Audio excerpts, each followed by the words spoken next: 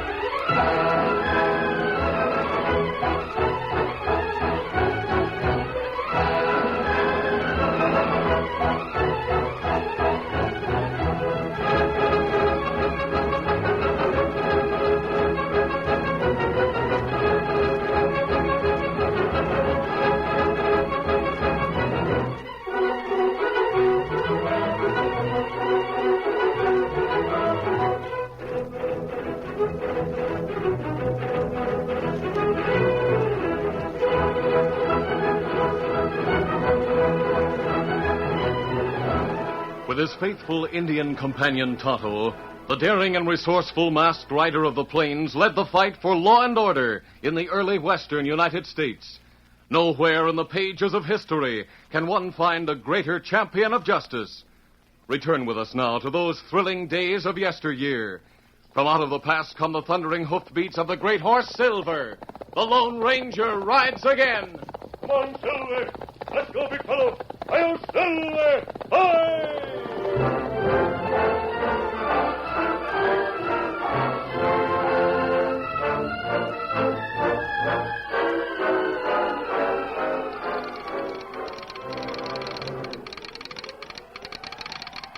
The station master at Jimson City came alert when he heard his call, followed by the special designation of a personal telegram. Carefully, he copied the entire message and then hurried off to deliver the telegram to Judd Thomas, manager of the nearby Big Baldy silver mine. Lucky Thomas was in town, and the station master found him quickly in Frank Killian's Big Dollar Cafe. Oh, howdy, Mr. Thomas. Hello, Jim. Glad I found you here. Got a telegram for you. Hello, Mr. Killian. Hello. That's fine, Jim. Here's something for your trouble. Oh, no trouble at all, Mr. Thomas. Glad to hear your partners are coming in tonight. What? I haven't been here for a long time. What's that? Yes, it's right in that telegram. Sure nice to see them again. I never could see why they had to go back east to open that sales office instead of doing it right here. Don't suppose there's any answer you want to send back? No answer, thanks. Any time at all, Mr. Thomas. So long. Harry and Bert are coming here, huh? Come on back to your office. I want to talk to you. Sure. This way. When did he say they'd get here? Tonight on the late train. Now, come on in. Seems to me you aren't very anxious to see them partners here. You know why they're coming. They're worried because I haven't been shipping as much ore as I used to. What'd you expect? You've been stealing ore from that mine for a long time. I told you were taking too much. That silver belongs to me. Just because those two happened to be along when I discovered the Big Baldy, they've been living off the fat of the land, collecting 2/3 of everything that mine has produced. Have it your own way. The point is, it won't take them long to find out it's you who's been doing all that night shipping. They're not going to find out. How you going to stop them? I've been wanting to get rid of them for a long time. Now I have to. With them out of the way, I'll own the Big Baldy myself. You got that all fixed, huh? Yes. And we'll take care of them tonight. But you can't kill them out at the mine, Judd. No matter how you fix it, the sheriff's bound to ask too many questions. They'll never reach the mine. They'll die right here in town. Accidentally. I don't get you. I've been thinking about it for some time. I'll bring them here to your cafe right after they get off the train. Sure, they'll be hungry. When I give you the signal, you have a couple of the boys start an argument. Hey, now, wait a minute, Judd. Every time that happens, it turns into a free-for-all. Them trigger-happy mavericks would wreck the place. Yeah, exactly. Huh? And if Harry and Bert accidentally pick up some lead while the boys are having fun, nobody could prove it wasn't an accident. I don't like it. We got rid of Ted Barton for you that way last week. Forget about Barton. He was getting dangerous. He knew too much. Sure, but if somebody else gets killed the same way, the sheriff's going to realize it wasn't an accident. Now, suppose some strangers started the fuss. That way, you'd be in the clear. Yeah, that's a possibility. Then even if the whole town was watching, we'd still be in the clear. Yeah, that's it. And get busy. There isn't much time. Hey, you leave it to me, Judd.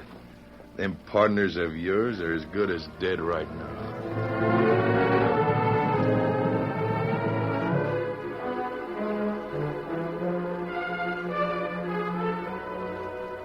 Satisfied that his plans would be carried through, Thomas left the cafe.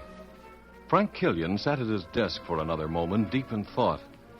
Then he went to the door and signaled to a hard-looking man who was standing nearby. Yeah, Frank? Come in here. Sure. We got a job to do tonight, Buzz.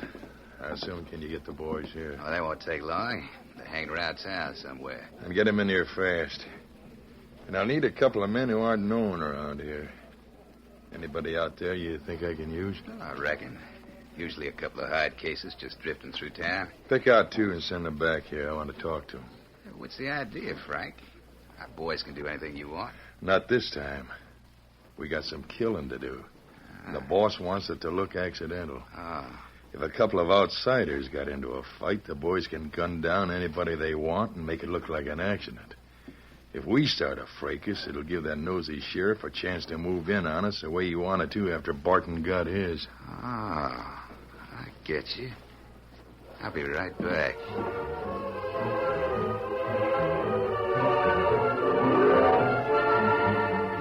Frank Killian wasn't the only one concerned with Ted Barton's murder. The Lone Ranger had known Ted for years, and as soon as the news of the boy's death reached him, the masked man and his Indian friend Tonto started for Jimson City. Disguised as a cowboy, the Lone Ranger had made inquiries, but no one could give him sufficient information. He and Tonto were at the hitch rail in front of the Big Dollar discussing their next move. There have been too many people killed during fights in this cafe. The sheriff thinks Killian is back of them, but he can't get any proof. We not get proof either. I think there's one way we can.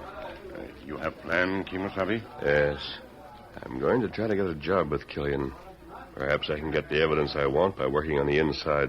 Kimosabe. Yes? Man, come this way now. Yes, I see him. One of Killian's bouncers. Go ahead, Tonto. I'll meet you on the trail later. Let me go. Howdy, stranger. Howdy. Haven't seen you around here before. Just drifting through? That's right. Figuring on staying around this evening? I haven't made up my mind yet. You can have some fun if you do. Get paid for it in the bargain. What's the catch? Well, there is no catch. Come on back to the office and talk to Frank Killian. He'll tell you all about it. All right.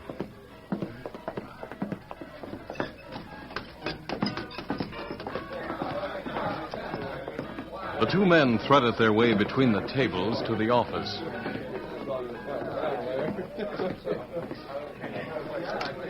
Step inside. Right. Here's the other one, Frank. That first hombre suit you all right? Yeah, you'll do. Yeah, this one looks all right. What's your proposition, Killian? There's nothing to it, cowboy. Oh? All you have to do is spend the evening in the cafe. You sit at a table with him. Anything you want's on the house. Then what? When I give you a signal like this, you two start arguing loud. I don't care what you fight about, just as long as you make it look good. Whoop it up. Throw some lead around. That's all there is to it. What else is going to happen? That's none of your business. You do as you're told and you get your money. If you don't like it, get out now, fast. I don't care what he says. I'll take it. Well, what about you? All right. I will, too. When's this going to happen? Around 11 tonight. Just keep watching for my signal. Get him a table, boss. Right. Come along with me. Sure. The boys all ready, boss? They'll be here. All right, boys. Sit down over there. I'll have to take care of my horse first. I'll be back soon. Killian said to stay right here. Won't take me long. Hey, wait a minute. That maverick. Hey, Red. Yeah, boss. See that hombre going out the back door? Yeah? After him quick. Find out where he's going. I want to know. I'm on my way.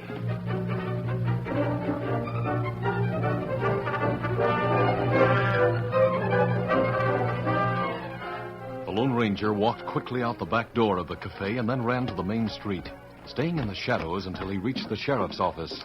He stepped inside quickly and closed the door. Well, anything I can do for you, cowboy? Yes, Sheriff. I'd like to talk to you privately. It's important. Well, you can talk in front of Mr. Thomas here. He's one of the owners of the Big Baldy mine, one of our biggest citizens. I didn't get your name. That doesn't matter, Sheriff. I just come from the Big Dollar Cafe. Frank Killian hired me and another man to fake an argument and start some gunplay in the cafe tonight. He did, huh? Why in thunder would he want to do that? Doesn't it sound familiar to you? Yes, it does. Somebody gets excited and smacks leather. Next thing you know, we're hauling dead cowboys off to Boot Hill. I pretended to hire out to Killian to find out what was going to happen. He said he'll give us a signal around 11 o'clock tonight. Is anything special going to take place in town at that time? Not that I know of. There's some excitement when the train comes in at 10:30, but that's all. Is there anyone special coming in on that train? Say, that's right. Your partners are supposed to be on that train, Mr. Thomas. Maybe there's something to this. Would Killian have any reason for wanting to kill your partners? Why, you must be plumb loco, Sheriff.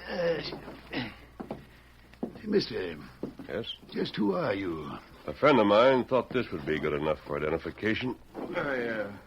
What's that he gave you? A bullet? Yes, and it looks like silver. Let me see that. Yeah. Yep, that's silver, all right. Yes, it is. A silver bullet.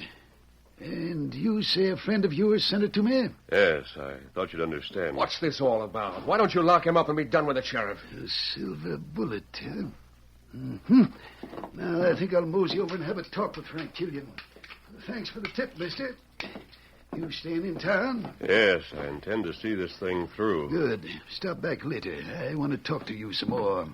Oh, going somewhere, Mr. Thomas? Yes, out for a walk. I'll see you later. Feeling sure the sheriff would take care of Killian, the Lone Ranger returned to the back of the cafe, keeping in the shadows to avoid being seen. He was about to reach for the door when several men stepped out of hiding, gun barrels glistening. I wouldn't be in such a hurry if I was you, cowboy. What's that? Raise 'em high.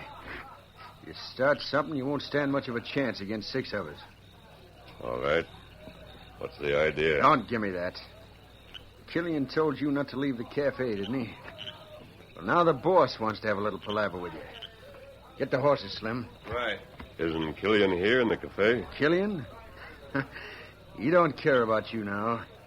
It's the big boss that's got a hankering to look you over. Then Killian isn't the one behind all this. I was wondering about that. Shut up. You talk too much. Here's Slim with the horses. Mount up, boys. Right. Easy, boy. All right, bucko, up on your horse. Easy, big fella. Take his reins, Slim. All right. The rest of you cover him. If he makes one false move, let him have it.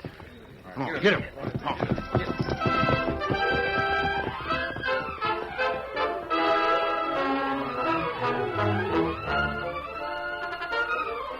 The curtain falls on the first act of our Lone Ranger story.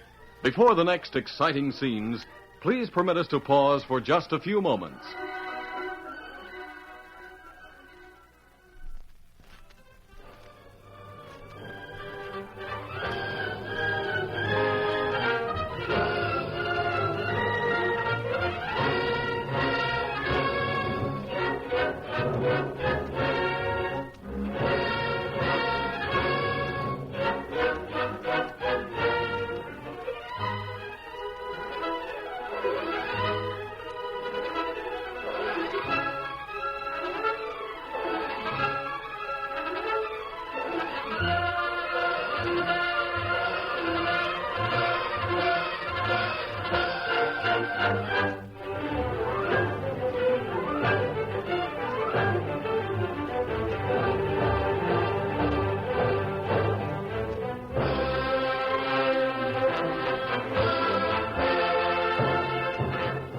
to continue our story.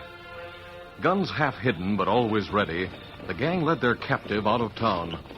The Lone Ranger rode quietly, his downcast features hiding his exultation. The danger he had walked into was a small price to pay for a chance to get to the real boss of the gang. He watched carefully for landmarks as they rode through the almost inky darkness, taking notice as the horses turned off the road into a small clump of trees. Pluto. Wait here. The boss will be along pretty soon. Who is this boss of yours? That's a real smart question, Bucko. And we don't know the answer any more than you do. Haven't you ever seen him? Sure. But he's always wearing a mask. All we know is he's got mucho dinero and don't mind handing it out. Quiet. Here he comes. Oh, where's the maverick who squealed to the sheriff? We got him right here, boss. Bring him over here. All right, you heard him. Move over there. Come on, get. I want to know why you tipped off the sheriff. Talk fast before I put a bullet in your mangy hide. I'm trying to prevent another murder, like Ted Barton. What do you know about Ted Barton? I'm sure his death was murder, not an accident. Boss, this hombre knows too much. So it was murder. You're behind it. You're mixing into something that doesn't concern you, cowboy. Why? Who are you working for? For justice. I ask you who you're working for.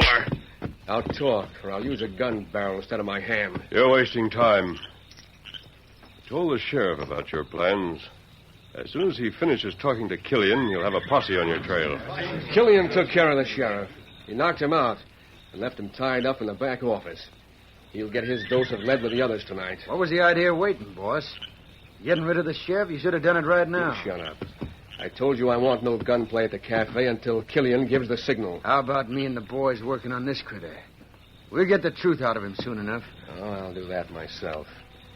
You can have what's left of him. The Lone Ranger realized as he stood there a prisoner that he had made a mistake in allowing himself to be captured. He had hoped to find out the identity of the leader. He was facing the leader, but the man was masked. Who are you working for? You don't give me much choice, do you? What do you mean?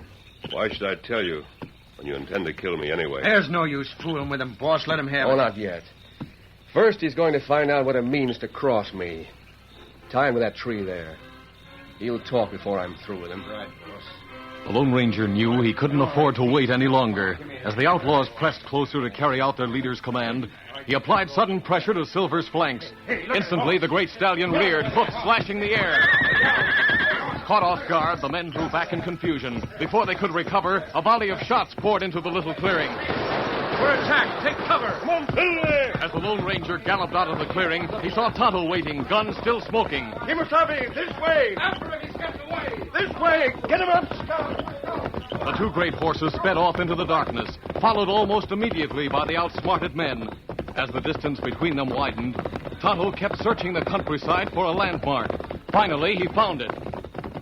Me find hideout. Stop here behind rock. Hold fella. Easy. Night, plenty dark. Them not see us. Easy, Silver. Easy, Steady. fella. Easy, scout. Easy, fella. Quiet, Silver. Quiet.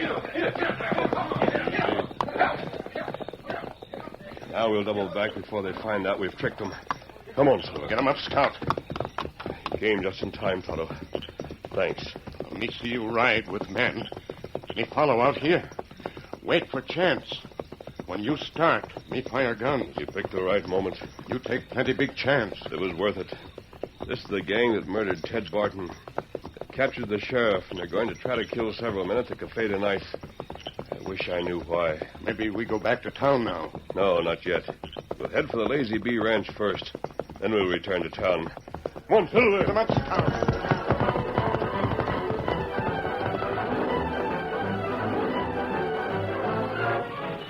The arrival of the Overland Express from the east was a nightly event in Jimson City. Crowds gathered to watch as the engine slid to a stop at the depot, showering the neighborhood with great flashing sparks. Judd Thomas had been waiting impatiently, but now he shouldered his way through the crowd to the coach, followed by several burly miners. He let out a yell as soon as he saw his partners. Bert! Harry! There it is. Hello, Judd. Doggone, it's good to see you two again. It's been a mighty long time. You haven't changed a bit, you old coot. Wish I could say the same about you two. You've gone soft since you went back east. I can see that. Now, where's your luggage? Still on the train? Yes, I didn't see any porters. Where do you think you are? Back in Chicago? Slim. Yes, Mr. Thomas? Get the bags from the train and take them out to the house. Sure thing. Now, let's get out of here. I told Killian to have dinner waiting for you at the cafe. And we can relax a bit. It's a long ride out to the mines. Sounds good to me. Where are the horses? Horses? For tender feet like you? You've been back east too long to ride broncos. I brought a buckboard. Now listen, sourdough. We hadn't gone east to handle the business end of things. You wouldn't have anything to do out here. That ore doesn't do us a bit of good piling up here in the ground. I know that. Yeah, it's lucky the three of us hooked up together. Say, Judd, what's been happening out here lately? Those shipment reports have been very peculiar. If you hadn't been here, I'd have sworn somebody was stealing half the shipments. Well, it's a long story. And it can wait till later. I'd like to get some food under my belt. That train ride was no picnic. That's right. You must be plenty hungry. Well, come on. Killian's got food waiting for you. At the Big Dollar Cafe, Frank Killian had a table ready for the three partners, and in a few moments they were engrossed in their dinner. Killian made sure they were served only the best. Finally, they leaned back and smoked their cigars. That was the first good meal I've had in days. That train ride. I think I can use another cup of coffee. I still haven't got the taste of cinders out of my mouth. Pass your cup over here. I'll fill it for you. Thanks. This place sure has changed since we were here last. It was never this crowded before. Yes, Killian keeps up with the times, all right. He doesn't play favorites either. A miner's as good as a cattleman here. Here's your coffee. Oh, thanks. Oh, talking about cattlemen. Look at that crowd coming in. Looks like a pretty serious bunch. Them? They're cowboys from the Lazy Bee east of here. Yeah, they're always serious. Yes, they don't seem to care for each other's company. Look at the way they're spreading out all over the cafe. Forget those cowboys, Harry. I want to talk about these shipment reports. Say, hold it a minute, will you? There's someone I have to see first. Sure, Judd. Frank Killian stood in the shadows at the back of the cafe, keeping a close watch on the table where the three mine owners sat. He grinned crookedly as he saw Judd Thomas get up and walk away from the table. He motioned to one of his men nearby. Yeah, Frank? It's pretty near time. You know what to do? Yeah.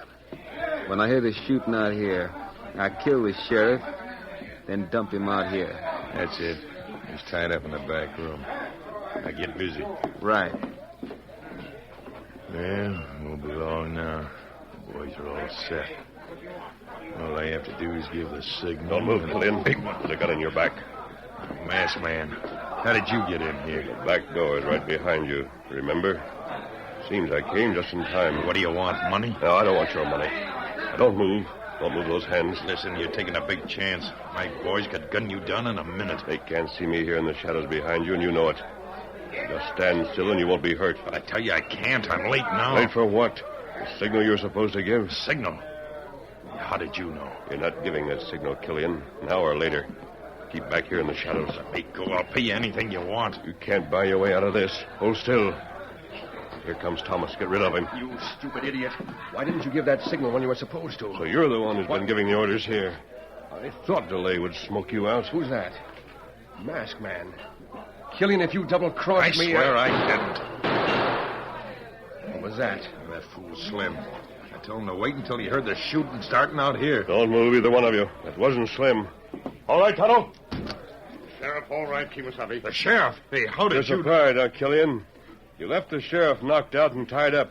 You expected him to be shot. But you didn't count on Tonto. Me come in back window. Just when fella raised gun. But me shoot first. You'd better get a doctor for that man, Tonto. Oh, me got him. Well, Killian, I've been waiting for this for a long time. Now I've got you dead to rights. You'd have been here earlier, Sheriff, but we needed some help. We rode out to the Lazy Bee. I told John Miller I was working for you, and he lent us his cowhands. He brought them back with us. Say, that's right. I almost forgot the Easterners. Are they here? Yes. All right, boys, bring them in. As you see, Killian, your signal wouldn't have done any good. Those cowboys had all your men covered. Well, you'll have a full jail tonight, Sheriff. Blast your hide. I'll do the job myself. Drop that gun! Oh, my hand. What happened? You hurt. What's going on here? Killian was trying to murder you two tonight, just as he did Ted Barton last week. Murder. The plan was to make your death look like an accident. Would have worked, too, if it hadn't been for this masked man. You button We've got you, Killian. We've got you cold. You got the wrong man. I won't take the blame alone. I'll turn state's evidence. Killian, you shut up. I don't shut up, Thomas. You're the one that got me into all this trouble. You're the real killer. That's a lie. You did the killing. And you paid me for it. The whole scheme was yours. You told me it was foolproof. You told me everything was planned. Why, you squealing double-crossing? No, you don't, Thomas. Get back there. And get your hands up. You're under arrest. Killian, if I could get hold of you... Law will take care of Killian. And you, too. I can't believe it, Thomas. Why, we were partners. Partners? With me out here doing all the work, and you two grabbing off all the profits back there in the city? You're just a pair of leeches. The money should be all mine. I'm the one who earned it. But why didn't you say you weren't satisfied? There wouldn't have been any more partnership if this had worked out the way I planned it. I was going to take most of the ore till you squawked. Then I was going to get rid of you. I'm beginning to see it all now. That's why you insisted on that clause in the partnership papers about living partners getting the shares of those who die. I guess we've been suckers, Bert. If I could only get my hands on that masked man. Yeah. I don't see him. Where'd he go? But I haven't had a chance to thank him yet. Well, I guess he just up and left when he saw everything was under control. See, he has a habit of doing that. Well, could you find him for us, Sheriff? I'm willing to pay a big reward for all he's done. Well, from all I've seen, helping honest folks seems reward enough for the Lone Ranger.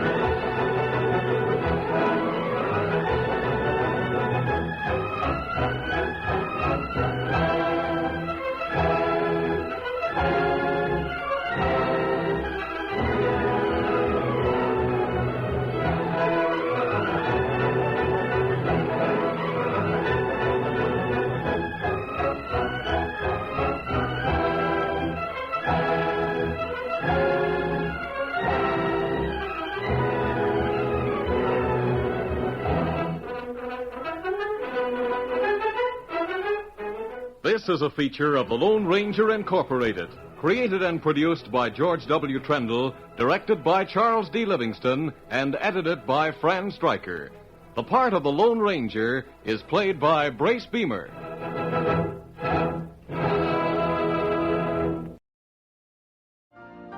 You've been listening to the OTR Gold Network. Find more classic radio at otrgold.com.